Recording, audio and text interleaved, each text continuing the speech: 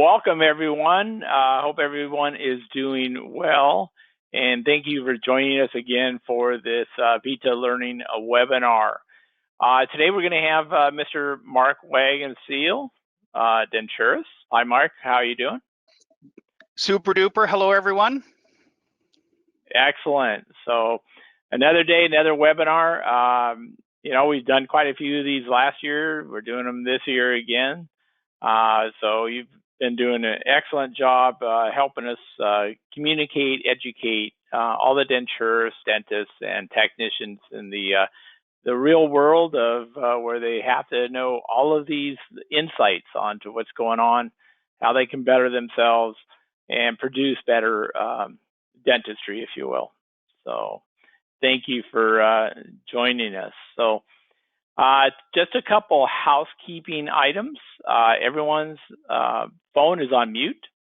So on that panel of your GoToWebinar, there is a question box. Just go ahead and open that up and provide a question. And at the end of the presentation, we will do a Q&A and capture all of your questions and have an opportunity for Mark to expand on any of the subject matter he is going over today. We are recording the webinar. These recordings give us about 2-3 days. We post them on our VITA North America YouTube channel and other social media sites. So please visit us on the VITA North America YouTube channel. You'll see the recording of today.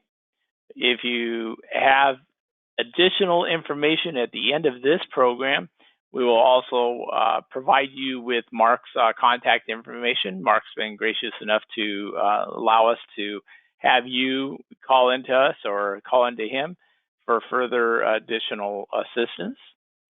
And so I will make sure that everyone gets that posting, and along with the social media, the VITA North America YouTube channel, that webinar will be posted. It will be available for you soon. So today we're going understanding the patient, observing setting of the teeth beyond the textbook, which I think is a great subject, Mark. Only that we, as you indicate, and others, you learn so much doing your book studies in school, and then it's the real world, right? So sometimes they kind of overlap, but sometimes they're completely separate. And so this is an excellent subject, I think, for today. So Mark Wagenseil is a global certified trainer and management consultant. He is a licensed denturist and dental technician with over 30 years of experience. Mark owns and operates his laboratory, Heritage Denture Center in Edmonton, Canada, his own clinical denture practice.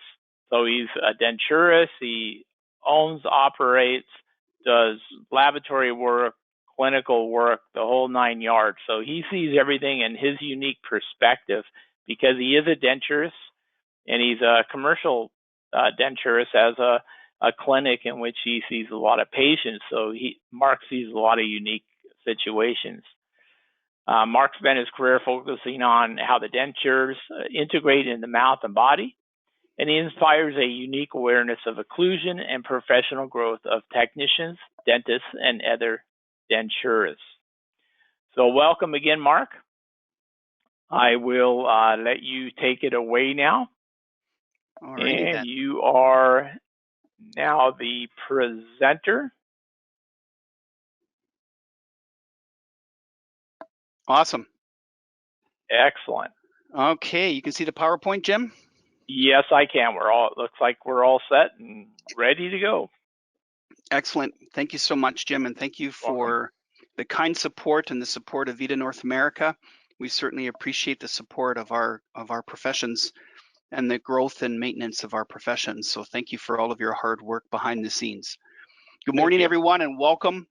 And thank you for taking time out of your busy days to hear me out and to be challenged and to expand your knowledge base. So thank you so much. It's a real treat to have you with me today. So good morning and welcome. Woot woot.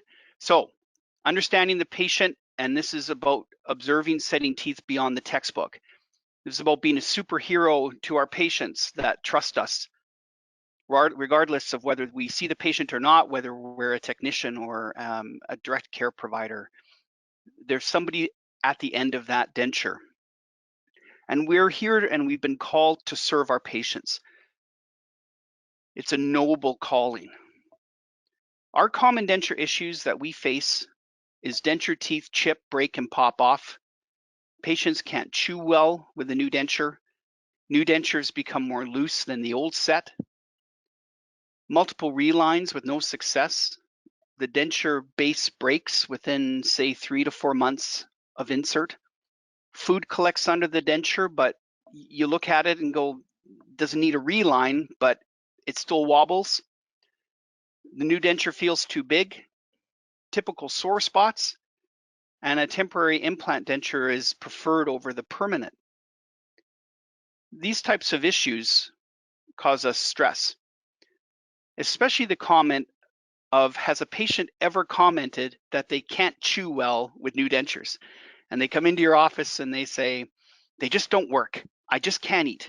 They don't work. And they're brand new. And of course, we deal typically with senior citizens and they're frustrated right away. And they always comment. So is this something that you've ran into or have heard someone running into where people comment they just can't eat? And you ask them, well, what does that mean to you? What do you mean you can't chew? And typically what you just hear is frustration in the words of they just don't mesh. They just don't work. So what the patient is trying to do is they're trying to chew their food and they have trouble chewing their food. So what does that mean? You're there to mince food. So your front teeth are there to bite off the food. Your posterior teeth are there to mince the food and mince it into a ball called a bolus, which is mixed with saliva so it sticks together. And then that bolus or ball is swallowed down the esophagus. So these types of issues cause us stress, especially front end. Our receptionists that have to deal with patients that are upset sometimes. Of course, direct care providers that are trying to solve the problems, and even in the lab where we get a work order saying, this is the repetitive problem, etc. These stress issues can build up over time for us, and it leads to burnout for us. Because we deal with repetitive problems repetitively over the course of our careers. So in 2019, the World Health Organization has listed burnout as a disease, and burnout is categorized as feelings of energy depletion or exhaustion, increased mental distance from your job, or cynicism. And I want to just key into quickly. We do get cynical in our job. Relative comments are crazy dentists and crazy patients and unrealistic expectations, and the patient doesn't know what they're talking about and things like that. And we blow it off like that because we get cynical about the repetitive problems that we face day in and day out. Reduced professional efficiency and a disruptive sleep pattern. So of course, a major sign of burnout is if you go on a holiday, even a long weekend coming up, and you come back and you feel like you've never had that holiday or time off after a few days back at work, then my dear colleagues, you're suffering from burnout. So I've experienced it and I've seen it in meeting denture professionals worldwide as I lecture. So much of our continuing education is focused on the technical aspects of fabricating dentures. So we really look at the technical aspects of things, and we don't talk a lot about the soft side, and that is the person and the denture patient. And that has now spawned this lecture. And I appreciate we could spend far more time talking about a patient and some of the treatment modalities of dealing with a denture patient. I'm going to bend your ear for about an hour or so just to give you my perspective and my short perspective on this, to at least give you some things to think about, and then in the future we can always explore this more with future courses. I'm 52 years old. I started when I was 17, so it's been about 35 years of my life now building dentures for patients. I love what I do for a living. It's the right career path for me.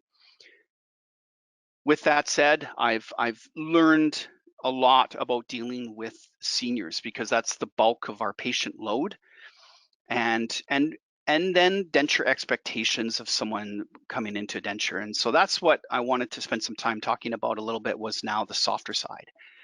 You cannot separate the mouth from a person. This is a beautiful comment and a beautiful quote. We get focused on just building the denture, but we forget about the person that's attached to it. You cannot separate the mouth from the person. So the first thing we want to talk about is the central nervous system. It learns and functions on patterns and repetition. When that denture patient sits in your office or sits in a denture office, they have a pattern and a repetition of how that denture functions inside their body. If you change the vertical dimension on a new denture, you change the pattern because you've changed the height of the jaw. And now the muscles need to adapt to that. You've changed a pattern. That takes time to adapt to. The central nervous system is also subject to degradation due to age and health and medical conditions and medicine, where the central nervous system isn't as, say, sharp as it used to be. So these things start to impact how a denture fits and how a denture patient interprets. So this is something that I call denture integration into the body. Remember, there's no nerve to the denture teeth. A patient had a nerve to their natural teeth. It's called proprioception. It's a very unique nerve because it's a pressure sensitive nerve. When the teeth are pulled, that nerve is cut, and the brain loses that awareness of where the teeth are in the mouth. So that's important to remember when you say to a denture patient, bite or touch your teeth together. How does the denture patient know that their teeth are touching?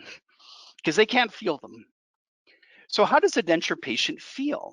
Well, number one, they feel hydraulic pressure upon the ridge, especially in centric upon swallowing. So when you touch your teeth together in centric and you swallow, the teeth touch, it braces so that the floor of the mouth can lift up and facilitate the swallowing process. You need to brace the muscles. If you try swallowing without touching your teeth together, it's super hard. And so your teeth touch together to brace the muscles so that you can swallow air and saliva, or your glass of water, for example. So that creates a certain amount of hydraulic pressure upon the ridge. Then when a patient starts to chew something, it creates more hydraulic pressure on the ridge. So then they learn the difference in hydraulic pressure that the dentures are placing upon the ridge. So they learn that centric. So when I touch my teeth together, it's a certain amount of pressure. And then when I chew, it's a more increased amount of pressure. And that's how they differentiate the difference between chewing and when you say bite and touch your teeth together. So they learn the differences of pressure. Then there's also the muscle memory of the masseter and temporalis muscles that help close the jaw. Those muscles also learn a height pattern because it's repetition. So there's muscle memory there.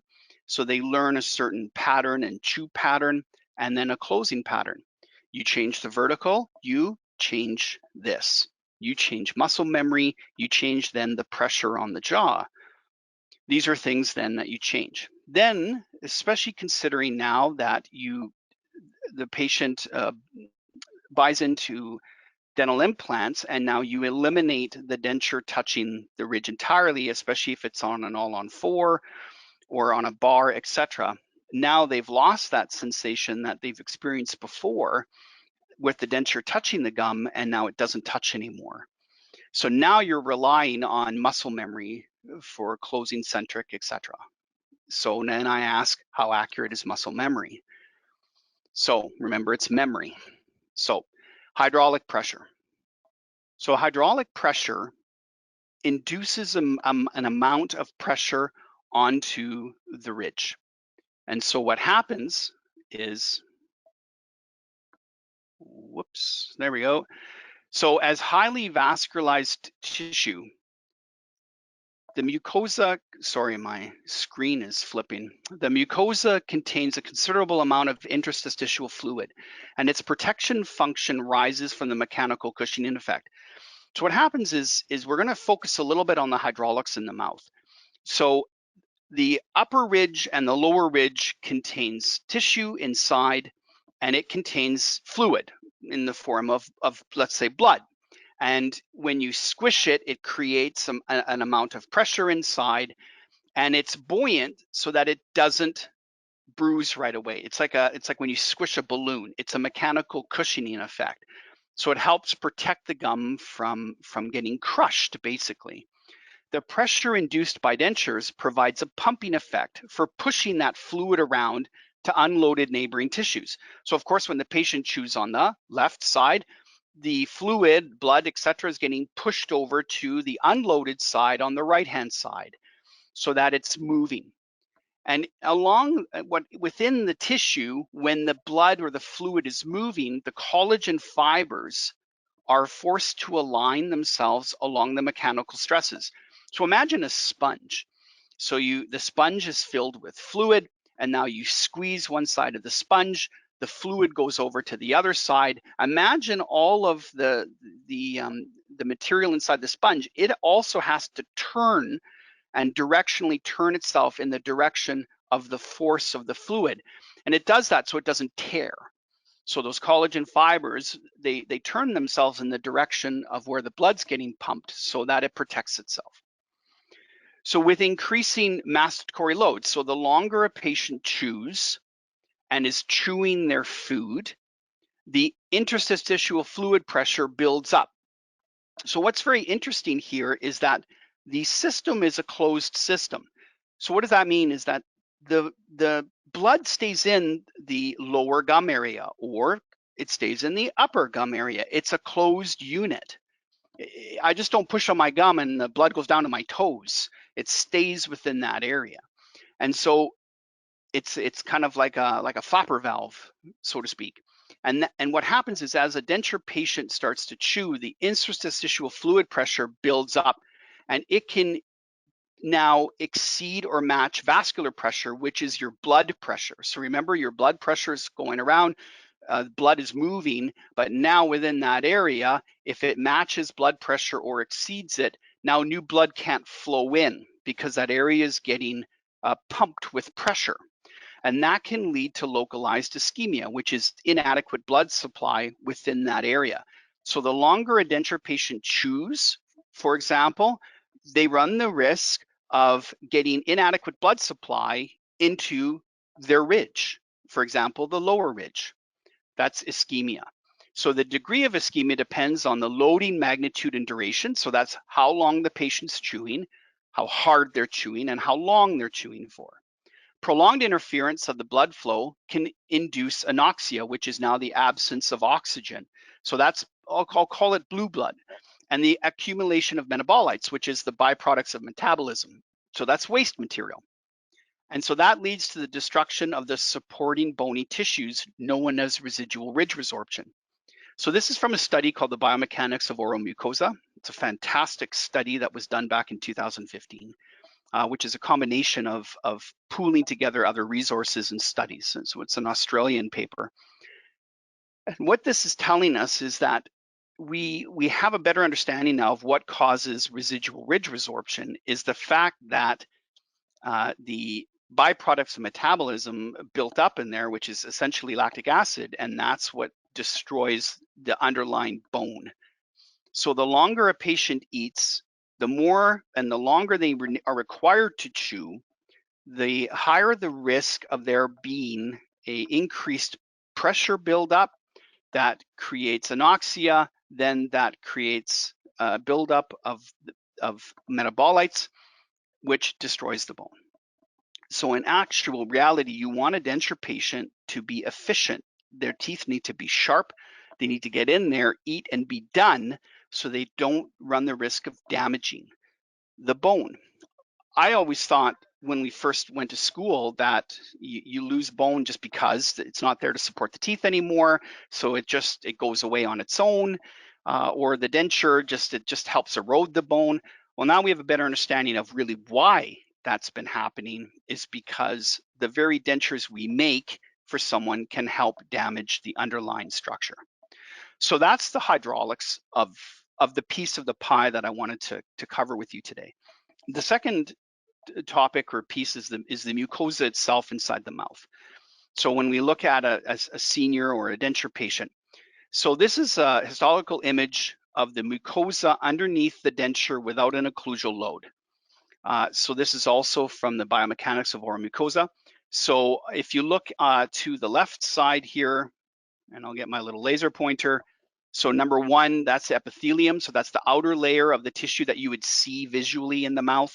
Number two is the lamina propria. So that's the layer underneath. And then the third layer underneath before it hits the bone is the mucoperiosteum. And so now this is the picture A is what it would look like unloaded. So it's not being loaded by a denture. And if we click to the next slide, you'll see, whoops, there we go. Now if we look now, you can see here, it looks squished, right? So the epithelium now is getting squished and moving. Everything underneath starts to change shape, and it starts to change its position and change its dimensions. So it's getting hydraulically loaded. So now you have to keep in mind that there's nerve endings in here, there's blood flow and tissue in here, and this is getting squished. Now, what does that mean to a patient or a person? Well, we'll get into that as we go. Another article I want to talk about is the age and architecture of oral mucosa. So this article, let me get rid of my laser pointer. So what they found was the epithelial cell change shape. So the epithelial cells change shape with increasing age. So their findings found that the cells become flatter with age. So that's the cells up here on level 1. So that's the epithelium. So these cells here get flatter with age and they space out, so the epithelium gets thinner, which is allowing you then to see through, okay, because it becomes less dense. Okay, so they come flatter with age. The flattening of the cells, coupled with the increase in the size, could explain the apparent reduction of the epithelial thickness. So now we have to consider that the layer that we see visually inside the mouth is getting thinner. So we know that through studies that the linings of all of our organs get thinner, our skin gets thinner, and now we know that the cells within and the epithelium within our mouth gets thinner. And now we're going to stick a denture on it and start to compress it. Okay, so that's where I'm getting after with this. A denture compresses the tissue.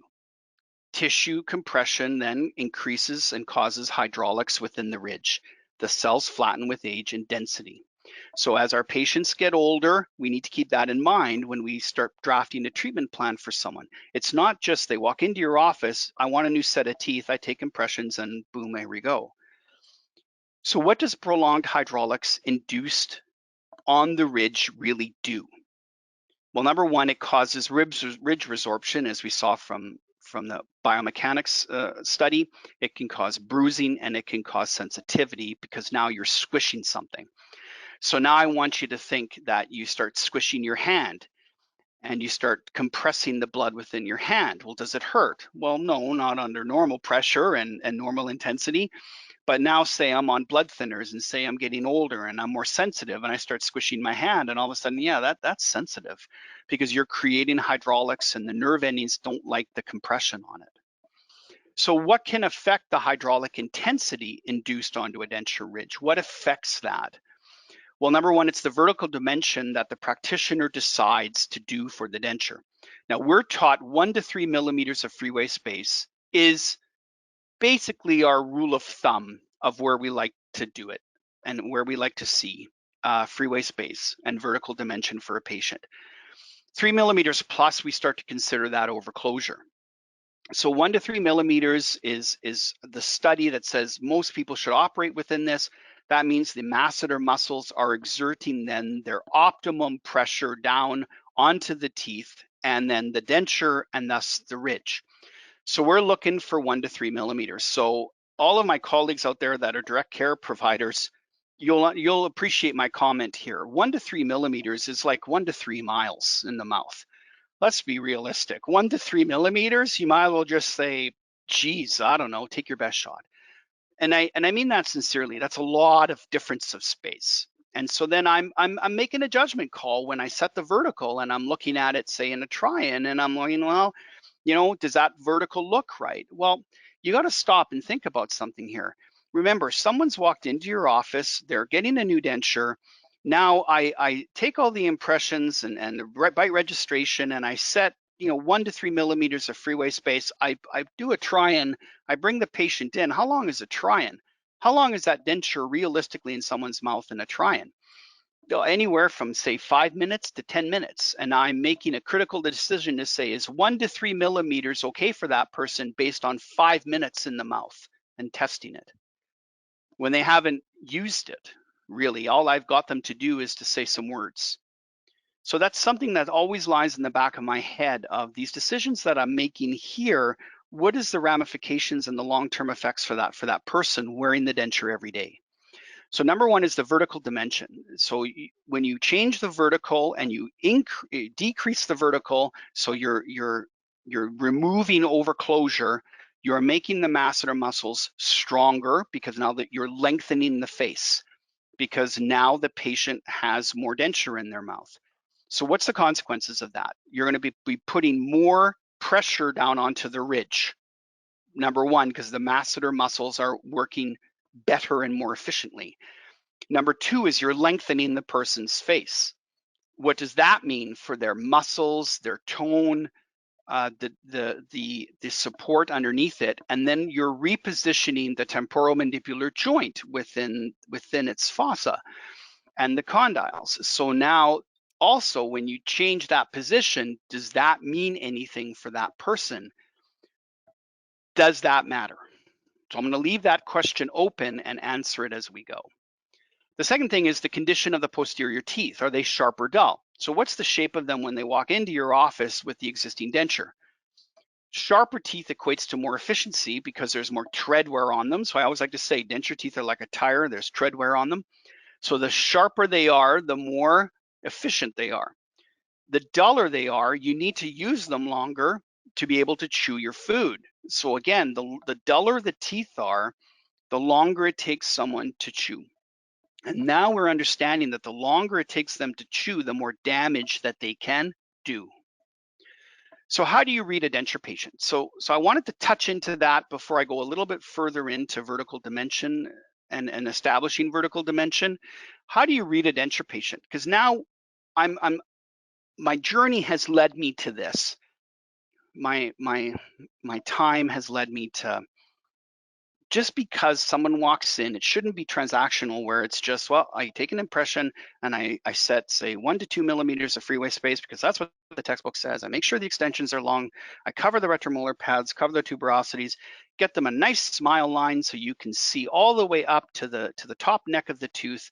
All of these things that we have been taught from a technical perspective of what we desire to build a denture and what is correct. So how do you read a patient? Well, I've started to look at someone's arm because that lets me look at their skin. And I'm looking to see what their skin is doing because I'm looking to see, is it thinning? I'm looking to see, can I see bruising? I'm looking to see, can I see arthritis? So here's an example.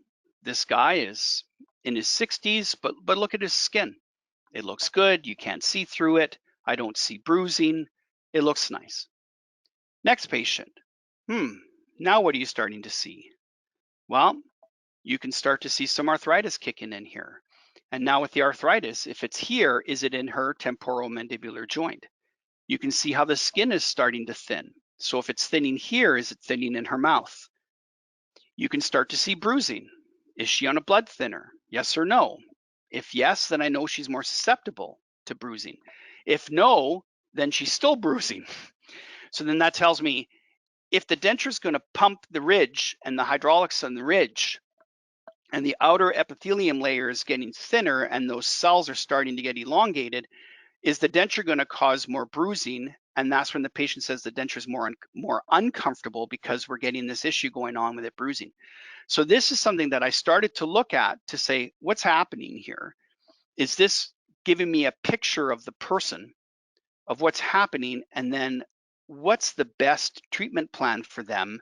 Should I have a vertical dimension of 1 to 3 millimeters, or should I push it 3 to 4, put slightly less pressure down on the ridge, but nice sharp teeth so that they can chew and masticate their food quickly and efficiently? Now you're saying, but Mark, they won't chew as quickly and efficiently because they are overclosed, their muscles aren't working as well.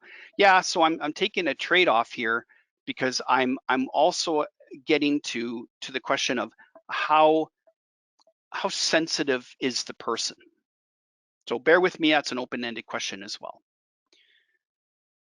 Now look at this patient. So now this also raises alarm bells for me, because look at her bruising. Look at the arthritis, look at the skin. Look how thin this woman is. So now I say, okay, the textbook tells me 1 to 3 millimeters and such and such and such. Is that the right call for this person? Or do they need something that's a little bit less in their mouth, a little less bulky? And I'm taking and I'm going on the erring on the side of caution here, and I'm going 3+ millimeters, because I'm concerned about what I see on her arm is what's equating to what's in her mouth. And how frail is this woman, and what's the denture going to do inside? So that's kind of where I'm getting concerned about. And that helps me with my treatment planning of a vertical dimension.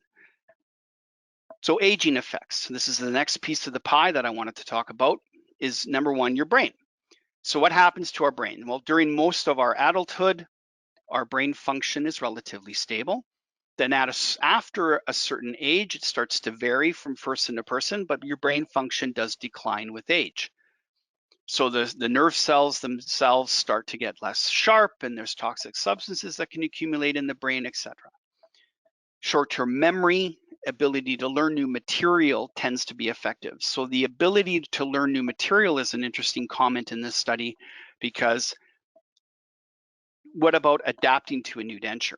So now our verbal abilities begin to decline, intellectual performance begins to decline as we get older, and most importantly, our reaction time and performance time becomes slower, because the brain processes nerve impulses more slowly. So that is also the ability to chew. Our chewing cycle can slow down. How we chew slows down. So now we're taking longer to eat because we're slowing down. What does that mean to the ridge? You're pumping it more.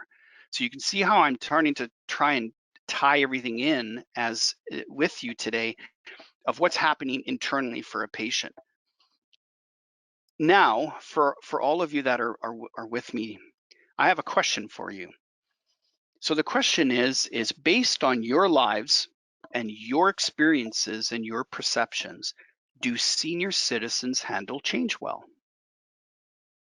So when I asked that question, most of especially back in the day of in person, people always shake their head and go, well, no, they don't handle change well. Well, now they're sitting in your office and you're going to build them a textbook denture and expect them to adapt to that when they don't handle change well? So this is the question now that I leave with you, is you have to start to think, remember, the mouth is connected to the person. And so now we make these changes thinking we're doing our jobs right, but the patient has a hard time adapting to it. So you hear that over the years. I had a set of dentures made, they're too big, they weren't uncomfortable, I couldn't chew with them. Well, where was the fault of that? The practitioner got the bite right, the practitioner took an impression, they did everything that they were trained to do. One of the failings is that they forgot to realize who they're building it for, and can you adapt and handle that change? So it's no different. I like my coffee at a certain temperature. My wife likes it at a different temperature. I like my food spiced one way. She likes it a different way. Yet we still drink coffee. We still eat spicy food, but there's these subtleties And you have to appreciate those subtleties now in dentures and denture patients. And this is in the back of my head now when I talk to patients and I'm formulating a treatment plan for someone. And that tells me how to set teeth, because now should I be setting them according to the textbook and a beautiful Julia Roberts type smile, which is all teeth and it looks great. But again, I'm going to circle back and say, why is that patient in your office? Why are they there and why do they want a new denture? Number one, do you ask them? I like to ask my patients, why are you here? Well, I need new teeth. Why? Well, because. Well, because why? What's wrong with them? Well, they're dull and okay. So what I'm getting at is then they start to tell you what they're experiencing. If they say they're dull and I can't eat, and that's all they say, then you know it's function equated. If they say to you, my face is sinking in and I've lost my lip, then you know that there's some aesthetics there that we can possibly change. But then the patient has understood that, and then they say, yeah, I'm prepared to accept that if we change it. That's important, because then they're on board with the treatment plan and the changes that you're going to do. Okay. As people age, the peripheral nerves also slow down. And this results in decreased sensation and slower reflexes. So that changes our chew cycle and the way and the crispness of our bite and the ability to reproduce centric. So that's really important through this study as well. And then degeneration occurs as people age, and then the blood flow decreases. So this is something that when a patient sits in my office, I'm beginning to again say, I'm tasked with reproducing and rehabilitating their mouth. I have different avenues to do that. I have guidelines to do that. But I'm also trying to do it in a manner that the patient will adapt to the best and it'll function the best for that person, given the snapshot of time of where they are.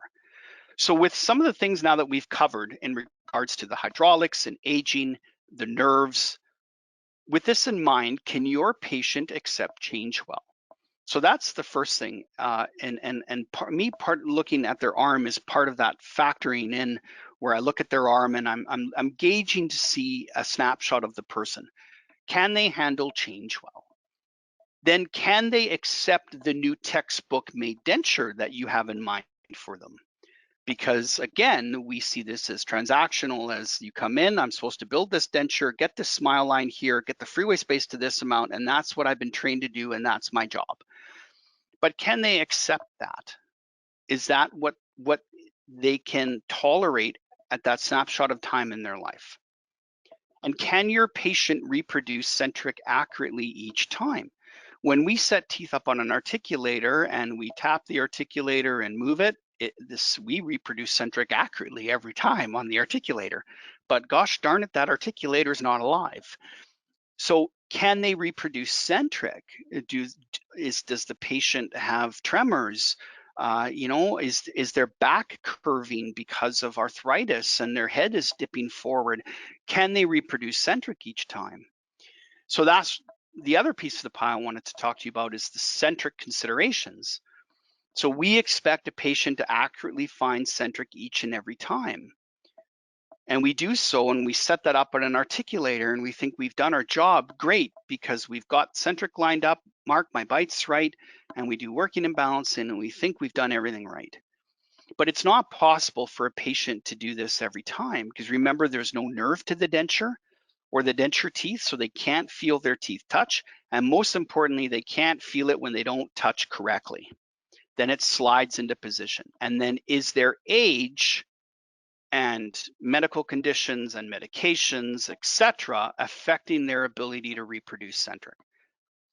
So all of these things are running in my head when I meet a patient for the first time and we're looking to reproduce their denture and we're looking to build a new denture. So it's pretty crowded in my brain, but these are things now that I've started to consider about a patient. And why is because I spent the first 5-10 years of my career banging my head on the wall going, why didn't this work? Why are they back with problems? My bite's right, the denture, is firm on the gum, yet it hurts, yet they tell me it's moving, and then it's sore, and food's underneath it, and I don't understand. And then they tell me they can't eat. Well, what do you mean they can't eat? I remount the thing, and I put it on an articulator. My working and balancing is great, and everything looks good. I put it back in the mouth. They come back. No, I still can't eat. What? And that's what began this journey into understanding a patient, and where my focus has been trying to understand the person and the person that I'm building this for, and now the understanding that their mouth and body are connected. So when you don't find centric, you hit and slide into position, and the hit and slide is one of the major causes of all of our problems. At the beginning of the lecture, I listed off our common denture problems. This is a major factor, is the hit and slide, because when it hit and slides into position, the patient can't tell you it hit and slides into position.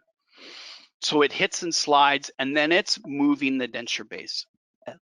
That causes the sore spots, that causes the pain, that causes the food getting underneath it, that causes it being uncomfortable. So the hit and slide is important to understand that exists, because again, they can't feel it. And we misdiagnose that often. We misdiagnose that hit and slide contact, especially on an implant bar treatment, where our responsibility is to protect the temporomandibular joint. And now it's on a bar, so the patient can't even feel it and feel any pressure changes or etc. on the gum. The denture sits off the tissue totally. And so now what happens is they come back to you saying, well, again, same problem, I can't eat. Or now things are breaking or chipping in the mouth. Or eventually they're getting earaches and neck pain and pain in around their temporomandibular joint, because the jaw's getting moved and stressed, because although the centric is right, it's not equating to how it's moving and functioning in the mouth.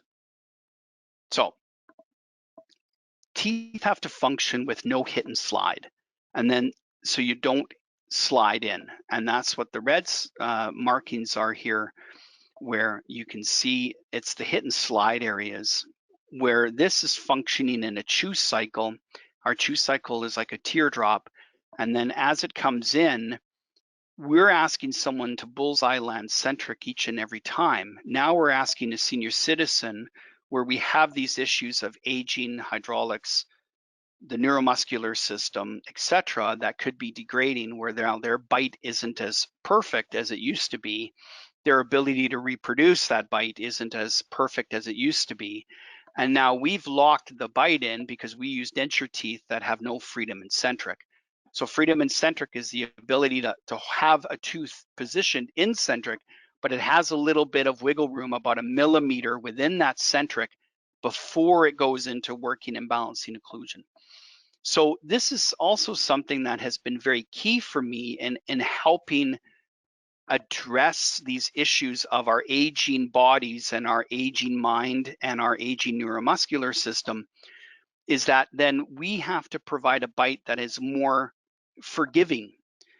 So certainly there's flat denture teeth available on the market, which would address that, but then you're having someone chew with flat teeth. So how efficient is that? Well, Mark, there's slew ways and pathways in the tooth, but let's face it, it's not as sharp as, say, a lingual-form tooth from VITA, or lingualized occlusion that has more grooving. So what we can do is you can have the freedom and centric built in the tooth, yet have a tooth with good, strong anatomy, but have it work so that the teeth are strong and sharp and efficient to mince. And then it can function, but then it also has the freedom and centric in it to allow for that compensation for the patient not being able to reproduce their centric every time. So this has been a journey for me to understand a patient, understand the effects of aging, and then how that affects their mouth and their chewing system, then how do I build that denture to go into it? So I'm aware now of the hydraulics. I'm aware now of the aging and the effects on the neuromuscular system and the muscles. I'm now aware of now the mucosa thinning. And then I look at their arm to try and get a read on that to see how the thinning is affecting that person. Because if I look at their arm and it doesn't look, thin and bruised, okay, well, maybe not yet. Or other people that you saw, you can see through their skin. I go, well, then if it's there, it's probably like that in the mouth. So now that tells me they need to be efficient. And is a 1 to 3 millimeter freeway space the best course of action for that person? And now coupled with, why are they in my office? Do they want the teeth to function or do they want to look good? So what I've noticed in my humble journey, everyone, is especially as we age, we want the teeth to work more than we want them to look good. That's general rule of thumb. A senior wants the denture to fit and function with more importance than how pretty is it, because they have to eat. I want to remind everyone that we don't chew in centric. Centric is the beginning point or the end point of a chewing cycle, but we don't chew there. It's how do the teeth operate within the chew cycle, and are they hitting and sliding into position? And that is affected by their age and how well the system is working. So I'm going to talk a little bit about treatment modalities. So now that we're reviewing this material in this brief time frame, now you suspect your patient of having issues adapting to a denture, and now we can set teeth beyond the textbook. So now the textbook always tells us this is kind of the smile line that we're looking for and how you set teeth in terms of they should be, the incisal ledge of the upper should be 22 millimeters from the sulcus, the lower incisal ledge of the anterior teeth should be 18 millimeters with a total of 40 millimeters. Within that, 1 to 3 millimeters of freeway space. The upper teeth, the anterior teeth should rest on the wet and dry line of the lip. These are all our standard cues that we look for from the technical aspects. And now that I have a patient that has concerns and I believe has issues adapting, is it okay to make those teeth a little bit shorter? Maybe instead of 22 millimeters, I go 21. Maybe when they smile, it doesn't go right to the edge, or the smile line doesn't draw right up to the neck. I'm just a little bit in front of the neck. Maybe the teeth are slightly back. They're not quite on the wet and dry line. Maybe I'm a 0.5 millimeter behind. Maybe I'm now at 3 millimeters of freeway space.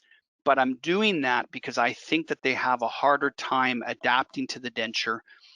And now I've made the denture a little bit more, what I'm going to use the word compatible for their system, based on now some of the things that I've talked to you about and some of the awareness points now that I've been made aware of when treating patients.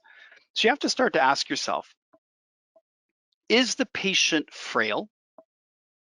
Can the patient accept the hydraulics of the vertical dimension established? How much are you changing from their previous denture? If they're overclosed, are they symptomatic? Now this is something that I want to spend a little bit of time to talk about. It's because we always say, oh, they're overclosed, we're overclosed, you have to fix it. Okay, the question that I ask is, are they symptomatic being overclosed? So what does that mean? Well, are they showing signs of fatigue? Is there signs of pain? Is there signs that affect their neck, their ears, their hearing? Is there symptoms showing of them being overclosed?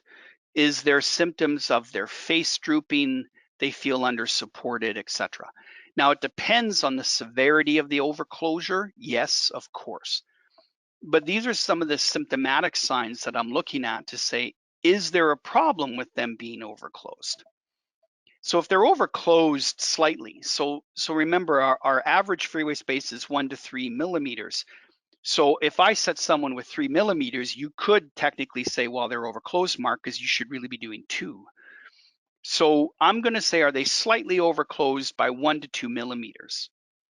So they show themselves to your office. Yeah, they're overclosed because the posterior teeth are worn out. But why are they in your office? So remember, I said, why are they in your office? Well, yeah, the teeth are dull. They're not as sharp. It takes me longer to eat. And okay. And yeah, okay, they're a little bit, I don't show as much tooth as anymore. Okay, well, all right, I can open the vertical a little bit, but then I look at their skin and I'm looking at themselves as a person and whether or not their skin is thinning and the hydraulics issues, etc. So those are things that I can look at to say, okay, and then I ask them questions about them being symptomatic, being overclosed. Do you have pain in your ear? Do you have neck pain, back pain, tingling in your fingers? Do you have ear pain? Do you have trouble hearing? Do you have sounds in your ear like wow, wow? These are things then from an overclosure perspective where the temporomandibular joint is starting to push against the ear canal because it's overclosed. So now I'm looking at, is there symptoms there?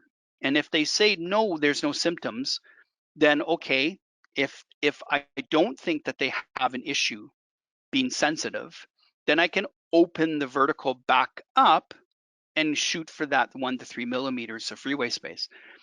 If they also are not symptomatic, but I look at their arm and I'm really concerned from what I see, and I start asking them questions about their sensitivities, then I'm going to back it off a little bit, because then I know that I'm going to put too much load onto the ridge and cause problems. Now, some of you might be thinking, okay, but what about a soft liner? Certainly, that can be part of treatment. Soft liners are made typically from silicone, and they're porous by nature. They're a bugger to keep clean. They don't always work. People still have troubles with them, but they are there as a tool. So you can consider that. In my office, I've really gotten away from soft liners. I don't really do a lot of them anymore. And that was an eye-opener for me, because I started to control how I built the denture and built it more to the person. And I didn't need the soft liner to help with any compensation or etc. So that was an eye-opener, because we always thought flat ridge equals soft liner equals they're going to be more sensitive because there's not as much tissue. Very well, but if I built a good solid fitting denture at a vertical that is suited to that person and gave them proper freedom and centric and proper function, that it doesn't hit and slide, then the denture's not wackling around on that gum. When it doesn't wackle, it doesn't cause the problems. So it's interesting because I can get away from soft liners from that position. And now you have to consider, if you leave them overclosed or slightly overclosed, but now you've put sharper, more efficient posterior teeth in there, is that going to help them? And a lot of times the answer is yes. I've experienced that now and have done that type of treatment planning where I'm a little bit more on the overclosed side. So I'm more pushing on that 3 millimeters of freeway space plus, because I'm concerned about the patient's adaptability, but now I've put efficient teeth in there. They're not worn flat. They're not flatter design. They're very efficient. We've seemed to have gotten a little bit scared a little bit by putting cusped teeth in people's mouths, especially as they get older, especially as the ridges decline. You certainly can put cusp teeth in there, but please don't lock them in. You need to have that freedom and centric, and then make sure that when it's in their chew cycle, you control the hit and slide. And then it's fine, because now they're not chewing for as long, and now I'm not going to run into pumping the hydraulics of the ridge as much, which then backs off the symptomatic, which is one of the reasons why I could get away from soft liners in my office, is because I went to efficient teeth, sharp teeth. They didn't need to chew as long. It's not pumping the ridge for as long, and I don't need the soft liner. So that was a real eye-opener for me, and that's something that I'm sharing with you. And now you also may consider not bulking the denture out as much as you typically would, or typically would like for someone. Maybe you can do that for another patient, but on this one, you decide, no, I'm gonna keep it a little backed off, and maybe I'm not gonna go as full in the lip just because, again, I'm not pushing things as much. It's not as big in their mouth because they're getting older and they're getting more sensitive. You have to ask yourself, does the patient want it to look better or function better? And that's something that you can figure out during the consultation period. And as dental technicians that are joining us today, these are things that you put in your back pocket to talk to the doctor on those cases that are coming back and that the doctor is having troubles with the case. This is then most likely what's been going on, is that who are we building this for? Tell me about the person. Tell me about the person that's connected to the mouth. Now you can start to make decisions. And then, boy, your doctor's going to appreciate that, that you can offer and help and be part of the team to help with the issue. You have to ask yourself, should I set a full smile with this patient, or do I slightly shorten it for those reasons? Just a little bit less for the person to get used to, but I'm still within the ballpark of where I want it and the results I want. But I'm just I'm going to edge it over on the side of a little bit more conservatism for it, because I think that person has a harder time adapting. Now, what is the implication of new impressions or denture extensions to the patient? Remember, when you take a new impression, the denture will fit onto the ridge more and better is the theory. So now it's going to fit better. So does that in itself, it contacts the gum more, so it's going to squish the gum more? Is that a problem for that person? Where the old one was a little bit loose, it had a little bit of slack, it had a little bit of forgiveness in it, and now you have a new impression, and now it's going to fit better, contact better, but does it push more? Good question. Do we even know the answer to that question? Except that's one I posed for myself and said, well, does a new impression affect? And I think somewhere in there it has to, because it is a new impression. The denture is going to fit tighter, but it puts down more hydraulics as a result. So now what is the implication to that patient?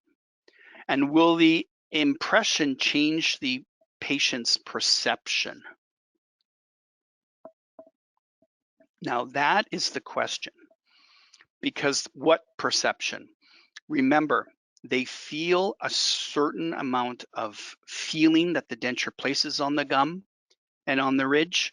Then when they touch or when they chew, there's a different pressure. And now you put a new impression in there, and it's a new fit. It's going to contact differently. There is a new perception for the central nervous system to figure out, because the denture's fitting differently. So I say that because when my wife gets a new heel on her high heel shoe, she wobbles a little bit at first. And so the shoe hasn't, has the shoe changed? Has the leather changed? Well, you didn't change the front part of the shoe, but you changed the heel of the shoe. And that affects how she walks and the gait, because that little bit of rubber isn't as worn down like the old one. And now that changes how the brain perceives how she walks. So I answer yes, a new impression changes the patient's perception of the fit and feel of the denture. Will a new impression change the hydraulics? Yes, because now changing the heel of my wife's shoe changes how she walks momentarily. When you change the impression, you're changing the fit. You're going to change how the denture hydraulically loads the gum. So now I've spent some time with you. We're pushing about an hour now of challenging yourself and to look beyond the technical and to now understand that you can't separate the mouth from the person. And that was the theory and the fundamental core objective of this course, was to share my humble 35-year journey dealing with patients and trying to figure out why things didn't work when that gosh darn textbook told me it should work, and why didn't it? And then so began my journey of what I wanted to share somewhat with you today, of how I look at a patient and the reasons why I look at them this way, and how that formulates a treatment plan. So what are the takeaways from today? Number one, recognize burnout for yourself, please. Mental health is very important in our professions. We have very high stress loads in our professions, so please do self-care and recognize your burnout.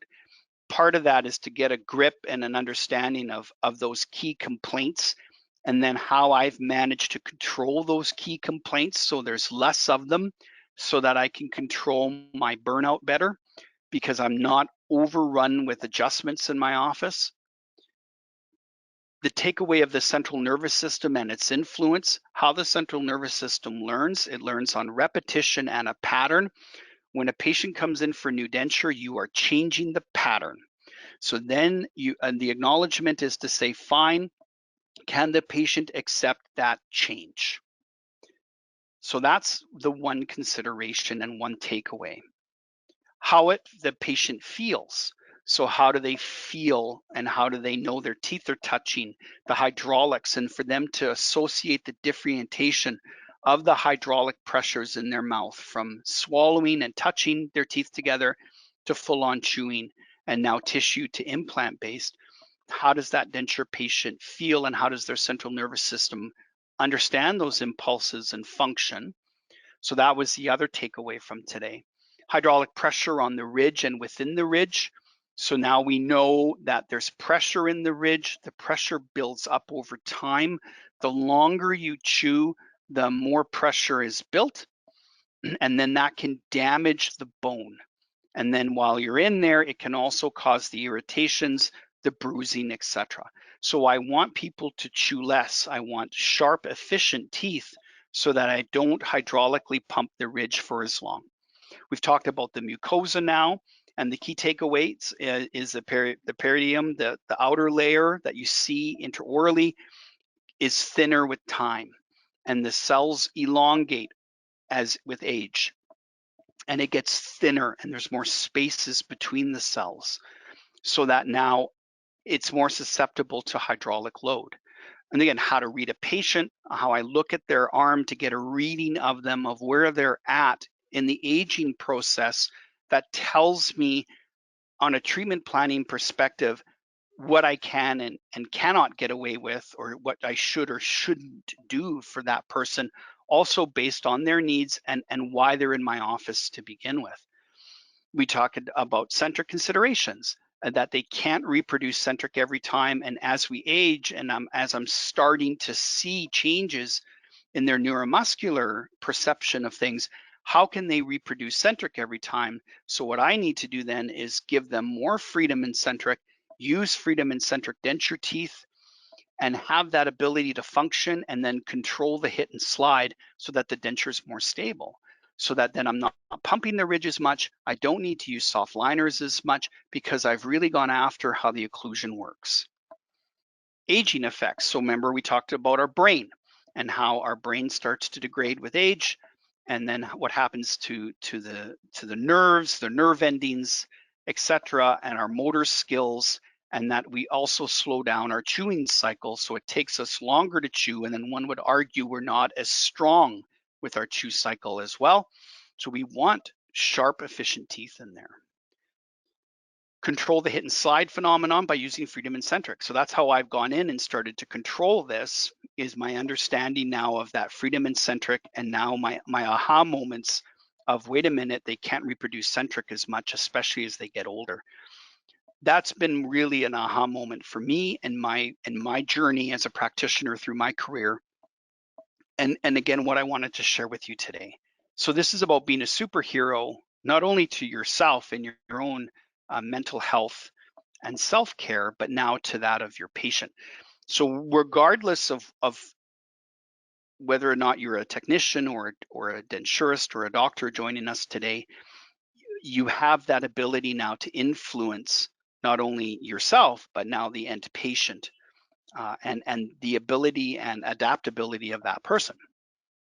So this is my information. Jim will put it up as well. So and on the video, you can pause it. So certainly if you send me an email or you text me, just allow me some time to get back to you. Sometimes I am tied up a little bit, but I always will respond, and I'm here to support you and help you and help your patient. And this is about sharing and how we grow our profession and our professions, and we continue to grow and look after our patients, and that adds to not only our credibility within our community and our profession within our community, but globally as well. And so thank you for spending time with me today. I wanted to challenge you and sort of let you in onto the aspects of treatment planning and why I look at a patient a certain way.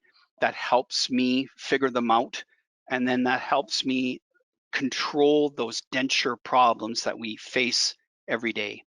So thank you for investing in yourself today. It's an involved topic. It's a difficult topic, and thanks for hearing me out. My voice is starting to crack, which means I spoke a lot, but there was a lot of information to share with you. So thank you for investing in yourself. Thank you again to VITA North America for their kind support and support of our professions. And I'm here to help you and support you as well. So thank you. And this is about being a superhero to yourself and ergo to the patient that trusts you, regardless of where you are in that chain. So thanks very much, everyone. Well, Jim, thanks, Mark. That was great information. Appreciate it. I will, let me go over a few things. We'll hit the questions. We have quite a few questions, like always. Let's see here. Let me show you my screen. All right, you get a breather. So for those of you who have been asking CE, you'll receive an email direct to you using that registration information that you sent to us to watch the video, to watch the webinar. Again, everything's been recorded. It is available. Give us a couple days. It'll be on our VITA North America YouTube channel and other social media channels as well. If you need to get a hold of us here from the help desk standpoint, here is some information for us that you can also show. And then we have the reps. If you need to get a hold of your local rep, there's some information here. Again, all this will be recorded on the video, so you can go back and watch that. And then we have other programs coming up as well. Next month, we're actually closed it. I think we're pretty full. Mark, we've got a 3-part remote workshop going on with Mark in June, I believe it is. And that'll be fantastic. We're actually going through step by step on a remote, but it's a hands-on. We send you the models and the teeth, and you will put together the teeth, slap teeth together like Mark says you shouldn't do. But we're going to give you an opportunity to know the difference between slapping teeth together and actually positioning teeth correctly in space. So we have a lot of webinars. We have a lot of 3-day remote workshops going on. We have Mark available, as he indicated. He's available for you to send him an email, ask some questions, and so forth. And let's start with some of these questions. So how do you measure the 1 to 3 millimeters freeway space and apply it to the bite rims when recording the bite from the patient or for the patient? So myself personally, I do it visually now, and I know I appreciate you're supposed to use the Alma gauge and put a dot on their nose and chin and measure there. That's the most common way of measuring. I'm after 35 years, I'm getting good, not perfect, but better at looking at it visually. So I equate to what I want based on that 22 to 18, and then I can adjust the rims from there. Then I don't make rims flat. I put a compensating curve on the rim. I do that so that when the patient touches together, the denture is pushed down in, and then I try to make the rim as close to a denture as possible. Because when you shove something new inside a patient's mouth, their central nervous system becomes befuddled, and then they can give you a wrong reading. So I try to make that wax rim as close to a denture so that it feels like a denture. So I don't make the anterior, say 5 millimeters thick. I make it 1 millimeter, like an incisal ledge. So I'm looking at it visually. So I'm seeing how much freeway space they have on their existing denture.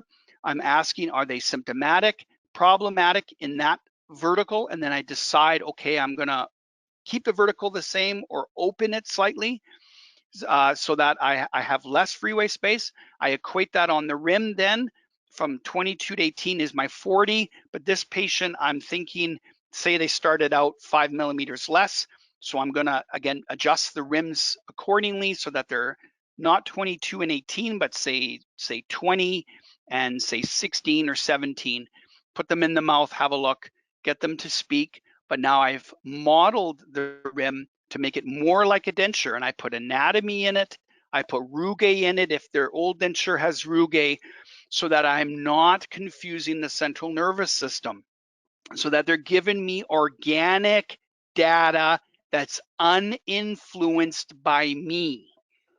So I don't touch them. I try to make things as normal for them as possible, a normal feel, so I get the information organically. That's how I determine it. Now, typically, yes, as I reach, dun dun dun. See, I have it right here.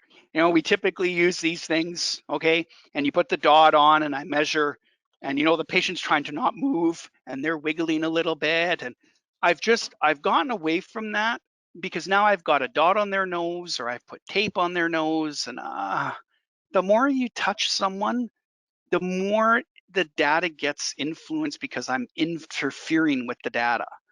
So I've gotten my hands off of them. So I hope that answers your question. And I know I elaborated quite a bit because now you're going, what? He makes rims like a denture? Yeah, we need to get together on a course. But I do that because now when we make rims and the way we make them is nowhere near what a denture is. And you wonder why they give you a wrong bite. So I've rethought the whole process so that I'm not confusing the central nervous system. Okay, Jim, next question. So, yeah, so to confirm, some people have a question on 1 to 3 millimeters freeway space. Are you talking about the rest position? Yes, so when they're at rest, there's 1 to 3 millimeters of freeway space. Sometimes you're looking at 1 to 3 millimeters when they're speaking, but generally it's 1 to 3 millimeters at rest is what the textbook tells us to achieve. I'm also looking at it during function of how much space or gapping there is between the teeth during speaking and function. Also, that's that 1 to 3 millimeters. All right. So yes. Question is it a good test when a patient bites on their finger? I'm not sure if you need more elaboration on that. A good test for what? For me, okay, so yeah, stability from the denture. I get that part, but yeah, maybe text Jim more. Like, are we talking about stability of the denture, or are you talking about being over opened or an open vertical? Yeah, so maybe she can so the type answer, in. please quickly type quick. Yes, I've done those things and I've had patients do them, so they have merit depending on, again, the patient's quirks or positions. I've had a lot of people bite into their finger to test the denture and does it move, but that's also anterior tooth placement, which was a couple webinars ago. I apologize, Right, so, without sitting down with you or getting some more information about that question, I apologize then if I'm not ticking into it as much as I can. yeah, no problem, Mark. Hopefully they'll get back to us with some additional information. In the meantime, contact me privately, please, and then we can discuss this privately, and then you can fill me in too of what your mindset was, and then we can have that engaged conversation much easier than this. You were talking about rigid resorption, things like that. So the question is, does either a wax try-in or refining a denture Can it speed up ridge resorption due to the excess hydraulic pressure? Okay, say the question again, Jim. So you're referring to the, when you retake a new impression, it changes things. It fits better, but the question is, wax tri-indenture or relining a denture, can that speed up ridge resorption due to the excess hydraulic pressure with occlusal pressure during the impression taking? Wow, that's a great question. So the study, I'm going to go back to the biomechanics of oral mucosa study and article. Yeah, if I make you the presenter, Mark, there were some questions to show that study slide again. Can you bring that up? Yeah. You mind? Yeah. Sure. I'll make you the presenter again. Sure. It's a great article, everyone. They took a bunch of articles and molded them into themselves, and so bear with me here.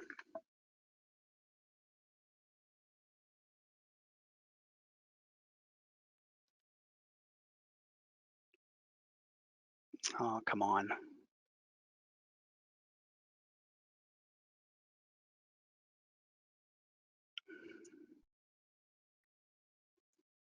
Oh. Of course, I hit the thing and then it doesn't work. And all right then. Yeah, that's so no problem.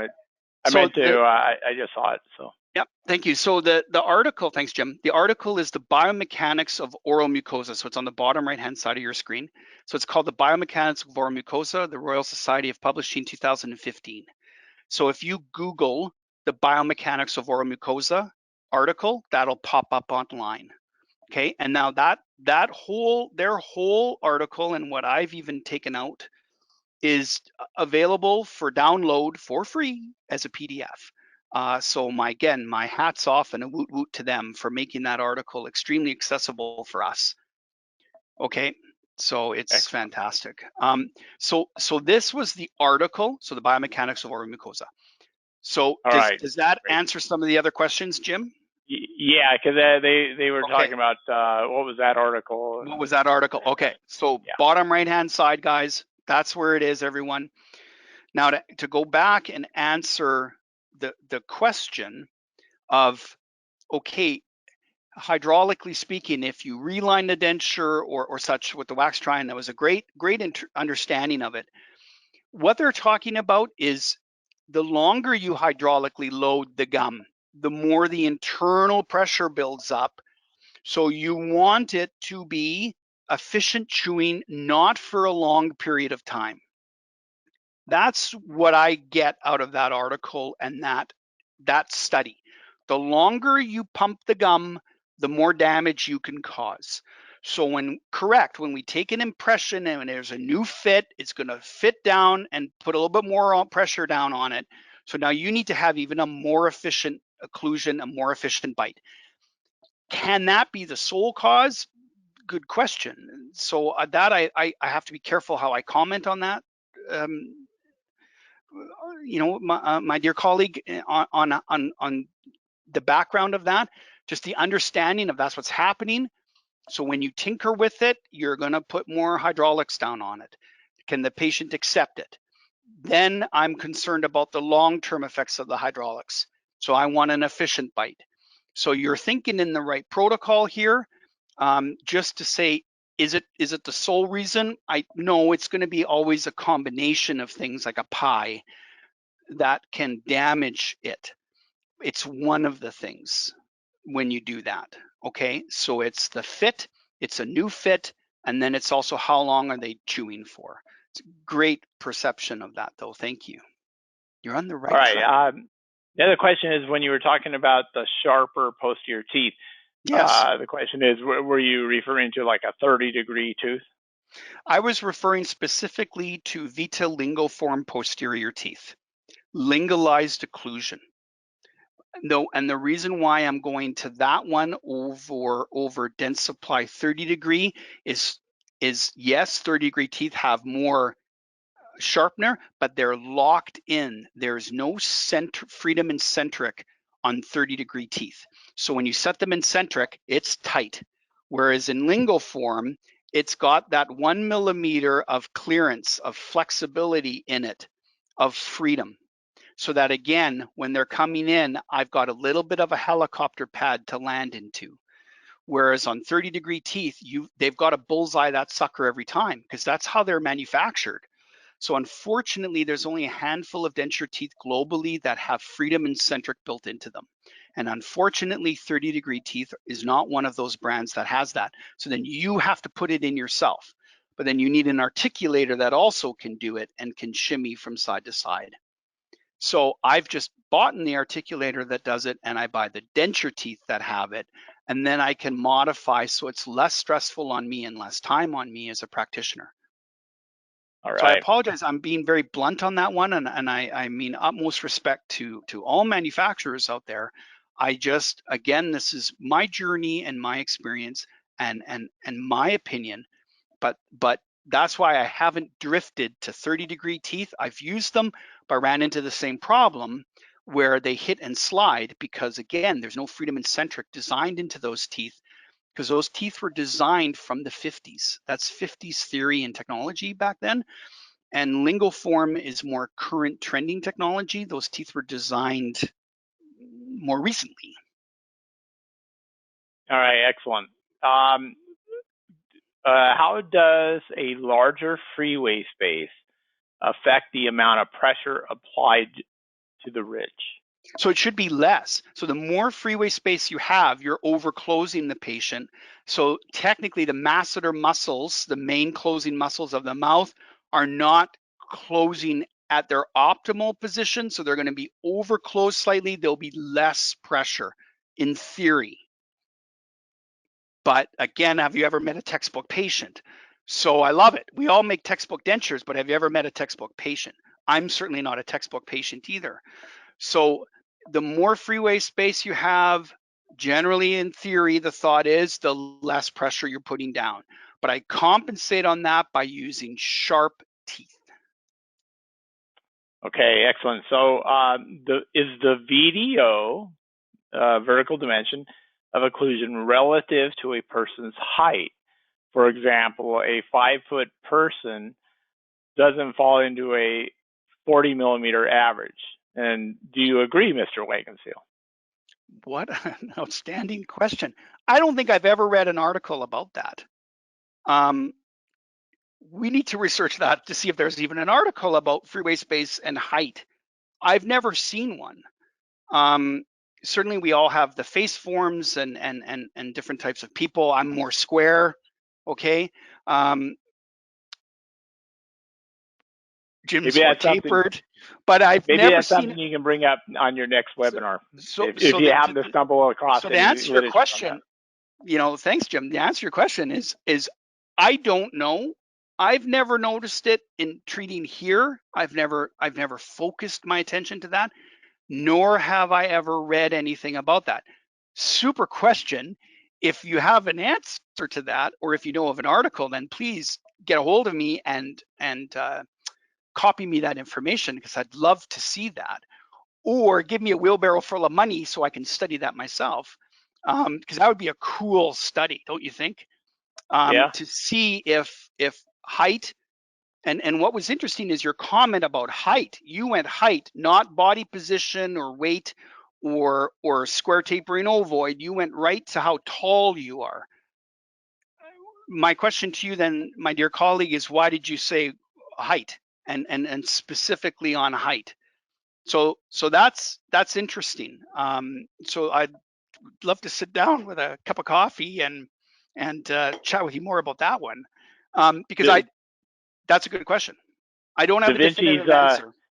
Da Vinci's golden proportions, right? That would be a good, Jim, a good study for sure. And how awesome of you to bring that up, because that's where I was thinking in my head is we all are golden proportioned, and we all are mathematically broken down into math. So that article on the biomechanics of our mucosa has a bunch of math in it. So hats off if you're a math whiz, you're going to love that article. but it's all broken into math. So sir, or my dear colleague, it's a good question. Does height affect freeway space or VDO? Good question, because I'm wondering then, when you say height, does that mean their face is typically longer as well than a shorter person? Which then would argue, do they have more or less because they've got a longer face? I don't know, other than we're all golden proportions. So that would be interesting.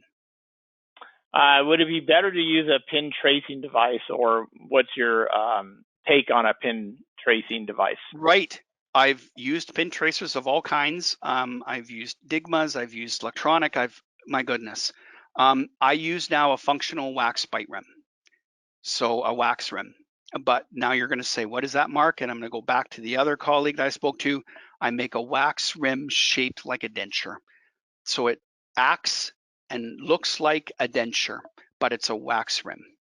And you're going to go, what? And I'm going to say, take more courses with me then. That's self-serving, but I make a wax rim look and the feel and exactly like a denture, so it doesn't befuddle the central nervous system. Why I don't like pin tracers then, to expand this open and crack this open, is a pin tracer is a two-dimensional record in a three-dimensional world.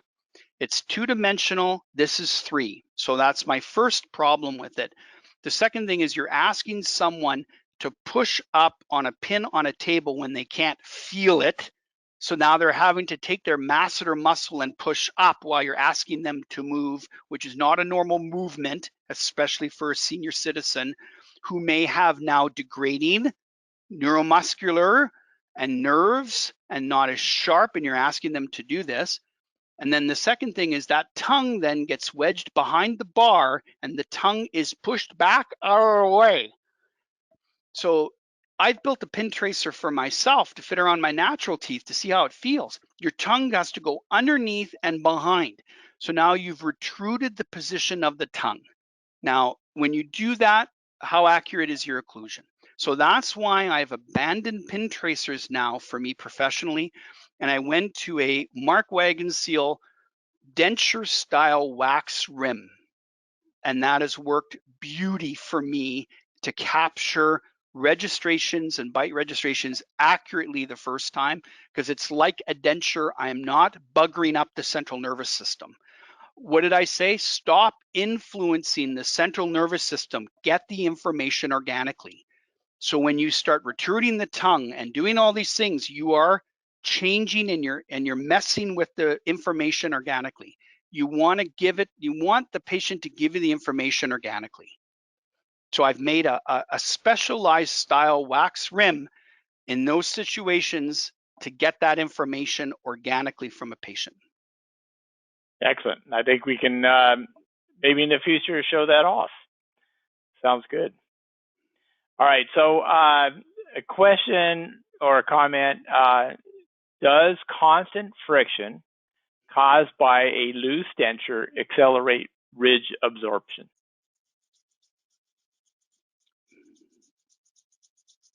That creates heat. That's why you get a blister when you in the springtime when you're always on a wheelbarrow, right? So what's that doing in the mouth? Creates heat. What's a white lesion in the mouth? Heat. You've burned the tissue. Now, is that going to resorb the bone underneath? No, because you're just damaging, in my humble opinion, you're just damaging the external epidural layer of the tissue, the outside layer that you see. The friction probably is not going to cause the bone resorption based on the articles that I've seen or the studies. Remember, these studies they're hard to do because you're trying to study someone that's alive. But what we know again is back to the pumping action and the buildup of the byproducts of metabolism, which is lactic acid, that pools in there and sits there because again the pumping action has matched or exceeded blood pressure. Then that sits there and that's what degrades the bone. That's what the study said. So my dear colleague, I'm going to say probably not ish. It's more so it's just damaging the external, hopefully the top layer of the tissue only because of the friction. But again, I'm going to say that with the caveat of I haven't come across a study that can say otherwise. It's more than just a gut feeling from me. With my apologies, but I don't think there's anything definitive on that a loose denture causes more bone loss. Undetermined. Yeah. I'm going to say the hydraulics is because we've done the studies on that to see that. We haven't seen the study on the loose denture side. So what is your recommendation for functional border molding, material you use or your process? Right. I use a thick material. So I use vinyl polysiloxane. I use the material from Cycan, Polysil is what I use. I understand through some of my colleagues that Dentsply has cut their, was it Coltex isn't available anymore. So I use Polysil from Cycan, and I will introduce the tray. I don't put a handle on my tray. Yes, I don't put a handle on my tray, and I just get them to smile and a kiss. So then, and I want to hear the part of it, and then a smile. And then on the bottom, in there as well. And generally speaking, it's just, I ask the patient to speak. So the material actually, because it's wet, will grip down onto the ridge and not lift like you think it does. And then I get them to go through those motions, and then I place my fingers back in and hold the tray, but I don't have handles on them. All right. Well, thank you very much, Mark, for all the awesome wealth of information, your knowledge. Again, it was a great understanding of the background, the mechanics of off the books, off the workbook, off the textbook. Thank you. So we will be saying goodbye. So any last minutes, last comment, Mark, Just that again, you want to add? Thanks to you. Thanks to VITA North America. Woot, woot. Thanks for your support. Thanks for this opportunity, everyone. Thanks for investing in yourselves and in your time. I appreciate it. We're here to support you and challenge you and get you to think. Those are awesome questions. So again, it's that process, and that's been my journey so far as a practitioner, trying to again be that superhero to a patient. So thank you so much. We don't slap teeth together. All right. Well, thank you very much, Mark. All of you that are online, remember we do often do webinars and workshops with Mark. So please look us up, see what Mark's going to be doing next. I want to thank everyone for participating, joining us in today's webinar. And this will end today's webinar. Thank you again, Mark. Thanks, everyone.